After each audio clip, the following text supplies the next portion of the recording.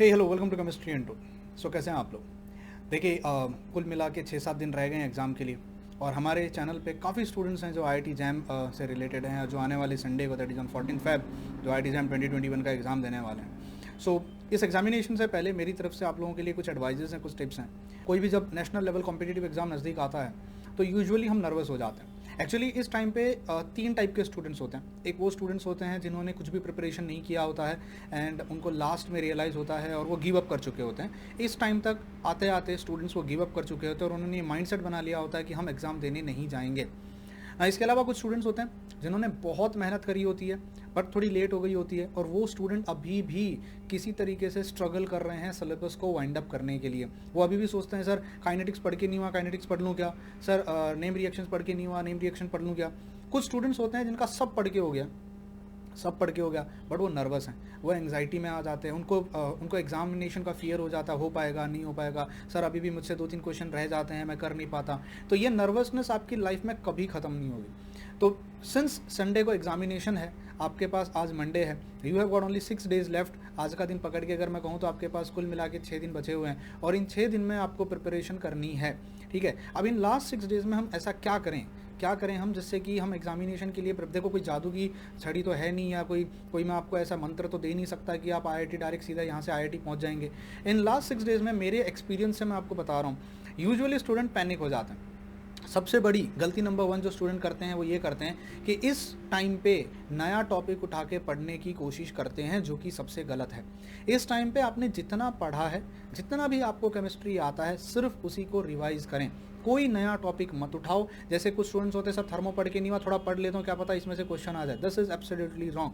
क्योंकि देखो जो चीज़ आपको अब तक आती ही नहीं थी, अगर आप उसको आज लास्ट मोमेंट पे पढ़ने बैठोगे, उसको डाइजेस्ट कब करोगे, उसको हजम कब करोगे, ब्रेन में फिट कैसे बैठेगी। और अगर मान लो आपने उसको आधा अधूरा पढ़ा, कल को पेपर में जब देने जाओगे गलती से अगर उसी से कोई क्वेश्चन आ गया और आपको वो चीज़, अरे ये तो मैंने पढ़ा था पर ढंग से तो पढ़ा नहीं था, ना पूरा पढ़ा था ना आधा पढ़ा था, मैंने तो बीच का आधा अधूरा पढ़ के रह गया था। आप उस क्वेश्चन को ईगो में आके सॉल्व करने की कोशिश करोगे, ये सोच के कि नहीं मुझे आता है, और उस चक्कर में आप उस क्वेश्चन के पीछे 5 से 10 मिनट बर्बाद कर दोगे। कभी कभी 15 मिनट भी हम बर्बाद कर देते हैं, क्योंकि देखने में वो क्वेश्चन बड़ा ईजी लगता है। जब हम सॉल्व करने जाते हैं तो हम तब तक नहीं रुकते क्योंकि ईगो बीच में आ जाती है, नहीं मुझसे आएगा क्योंकि मैंने पढ़ा था, मैंने ये लास्ट मोमेंट पे पढ़ा था, मैं कर सकता हूँ। और इस चक्कर में लास्ट में उस पेपर के एंड में जो इजी क्वेश्चंस हुए होंगे वो भी आपसे छूट जाते हैं। तो इस टाइम पे आप सबसे पहली मेरी एक एडवाइस है, देखो मैं ऐसा नहीं कहता कि मेरी एडवाइस पत्थर की लकीर है यही सही होगी, but this is out of my experience that I am saying you. आपको इस समय बहुत बड़े बड़े टीचर्स हैं, बहुत बड़े बड़े यूट्यूबर्स हैं जो अपनी अपनी एडवाइजेस दे रहे होंगे, उनके पर्सनल एक्सपीरियंस में से मैं अपने पर्सनल एक्सपीरियंस में से कह रहा हूँ कि इस टाइम पे आप कोई नया टॉपिक मत पढ़ो। जितना आपका पढ़ के हुआ है उसी के सहारे जाओ पेपर देने के लिए। मल्टीपल रिवीजन करो। ऐसा नहीं होना चाहिए आपको जो ऑलरेडी आता था उसके क्वेश्चंस भी आप टैकल ना कर पाओ। तो यूजुअली स्टूडेंट्स ये मिस्टेक करते हैं। अभी भी मेरे पास मैसेज आते हैं, सर 6 दिन रह गए, बताइए ऐसा कोई टॉपिक बता दो जो मैं पढ़ के जाऊँ और मैं एग्जामिनेशन पास हो जाऊँ। ऐसा कुछ, देयर इज अनसर्टेनिटी, अनप्रेडिक्टेबल है। थोड़ा बहुत हम अंदाज़ा लगा सकते हैं कि क्वेश्चन यहाँ से आएगा वहाँ से आएगा, बट ये कहते हैं ना कि इसी में से क्वेश्चन आएगा इज़ रियली रियली डिफिकल्ट। तो इस टाइम पे आपको जितना हो सके उतना रिवीजन करना है। मल्टीपल रिवीजन्स करो, बार बार रिवीजन्स करो। देखो जहाँ तक बात है फिजिकल केमिस्ट्री की, अक्सर जो मेरे पास एक क्वेश्चन आता है वो ये आता है कि सर फिजिकल केमिस्ट्री के न्यूमेरिकल सॉल्व नहीं हो पा रहे। इसका एक सिंपल सा रीज़न होता है कि आपने अगर न्यूमेरिकल सॉल्व करने के लिए आपको पहले फार्मूला आना चाहिए। Do you remember all the formulas? Physical chemistry is equivalent to numericals. But आजकल हमने पिछले कुछ दिनों में ट्रेंड देखा है कि न्यूमेरिकल टाइप क्वेश्चन से ज़्यादा फिजिकल केमिस्ट्री में लॉजिकल और कॉन्सेप्चुअल क्वेश्चन आने लगे।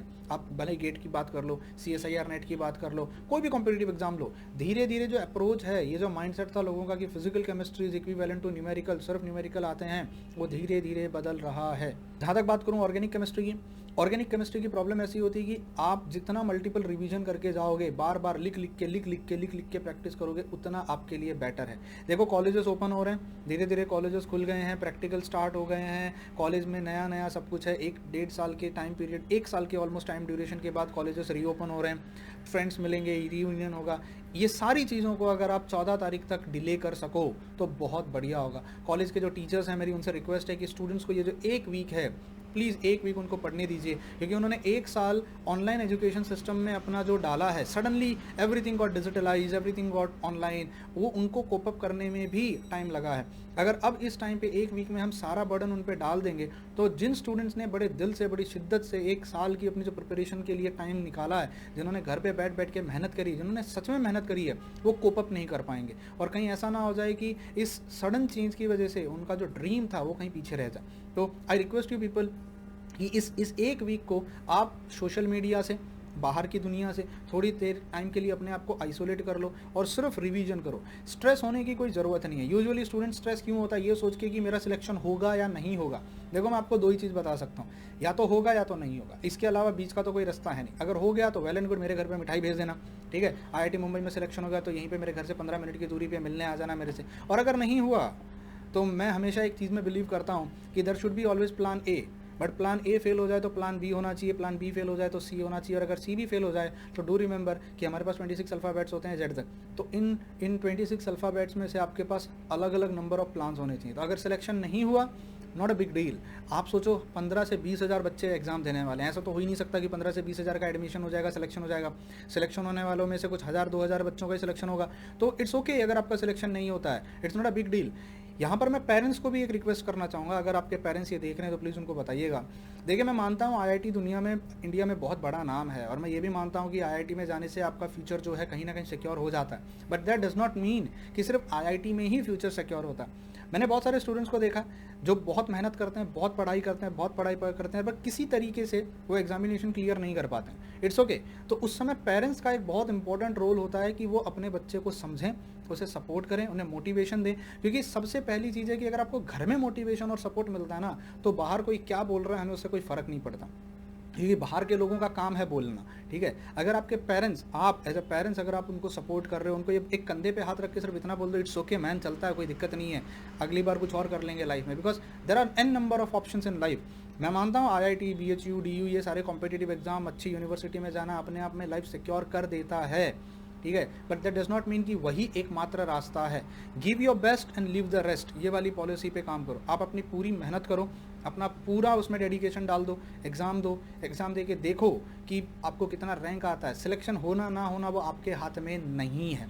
तो जो लोग अभी नर्वस हैं, जो बच्चे बहुत, जिन्होंने साल भर मेहनत करी है, बहुत मेहनत करी है, देखो एक चीज़ याद रखना, अगर आपका सिलेक्शन ना भी हुआ, अनफॉर्चुनेटली कुछ हो जाता है या नहीं हो पाता है, तो इतना याद रखना, आपने जितनी मेहनत करी है, आपकी मेहनत का हर एक कतरा आपकी मेहनत का आने वाले टाइम में आपको रिफंड देगा, रिटर्न देगा। ये एक लॉन्ग टर्म इन्वेस्टमेंट होती है जो आपने कर दी है, ठीक है। IIT जैम क्लियर नहीं कर पाए, कहीं ना कहीं जो आज आपने मेहनत करी है उसका फल आपको किसी ना किसी रूप में 110% मिलेगा, और ये मैं अपने पर्सनल एक्सपीरियंस से कह रहा हूँ। तो जो लोग नर्वस हैं, जो डीमोटिवेटेड हैं, जो खुद को बहुत ऐसा लग रहा है पता नहीं क्या होगा, एक एडवाइस उनके लिए भी है जो ओवर कॉन्फिडेंस में है। मतलब ये यूजुअली होता है कि कुछ बच्चे होते हैं जिनका बहुत पढ़ के हो जाता है, वो ओवर कॉन्फिडेंस में चले जाते हैं, यार मैं तो देख लूँगा, मैं तो टैकल कर लूँगा।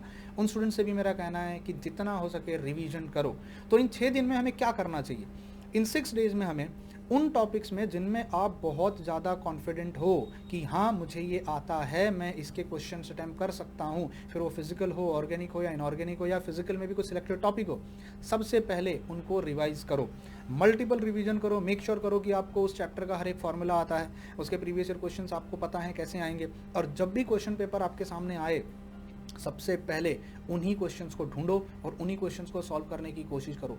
ईगो सॉल्विंग मत करना, ये देखा देखा लग रहा है, क्या मुझसे ये हो जाएगा, मैं कर सकता हूँ, ये वाले फंडे में मत पड़ना, अनलेस एंड अनटिल वहाँ पे 100% श्योरिटी नहीं है कि ये क्वेश्चन मेरे से होगा। ऐसे क्वेश्चन जिनमें आपको डाउट है या जिनमें आपको लग रहा है यार इसमें टाइम लग सकता, उनको लास्ट में करो।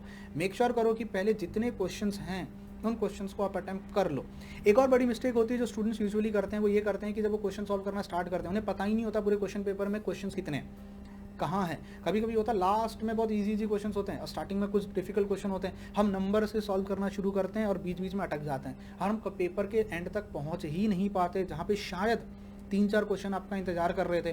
तो जब भी आप एग्जामिनेशन हॉल में जाओ, सबसे पहले पूरा पेपर थरोली चेक करो, और उन क्वेश्चंस को, आपके पास स्क्रिबलिंग पैड दिया होगा लिखने के लिए, जब आप अगर ऑनलाइन दे रहे हो, उन क्वेश्चंस को जिसको देख के आपको लग रहा है ये कॉन्सेप्ट मैंने देखा, मुझे आता है, NaCl का स्ट्रक्चर मुझे पता है, पक्का आंसर आएगा, उन क्वेश्चन को स्क्रिबलिंग पैड पे लिख लो। उन क्वेश्चन को वहाँ लिख लो।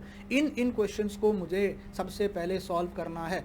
बाकी के बचे हुए जो क्वेश्चंस आपके होंगे जिन पे आपको डाउट है या जिनको आपको लग रहा है कि इसको टाइम लग सकता है सॉल्व करने में, उनको लास्ट में जब प्रायोरिटी किनको दोगे, उन क्वेश्चंस को जो आपको अच्छे से आते हैं।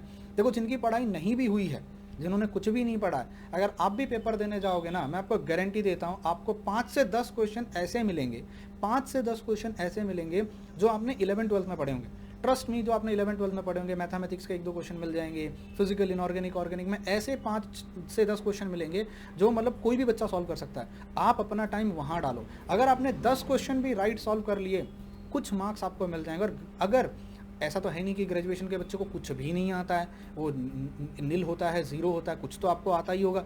उस पेपर में आप उन क्वेश्चंस को ढूंढो, अपना शिकार करो। देखो जंगल में जब आदमी जाता है तो हर जानवर को नहीं मारता है, अपने हिसाब से शिकार करता है। आपके क्वेश्चन पेपर में अलग अलग क्वेश्चंस हैं, आपको अपना शिकार वहाँ ढूंढना है। ये क्वेश्चन मेरा शिकार है। क्रिकेट खेलते समय हर बॉल पे 6 नहीं मारा जाता, कमज़ोर बॉल आएगी और मैं कमज़ोर बॉल पे 6 या 4 मारूंगा। तो आपको भी क्वेश्चन पेपर में हर क्वेश्चन सॉल्व नहीं करना है।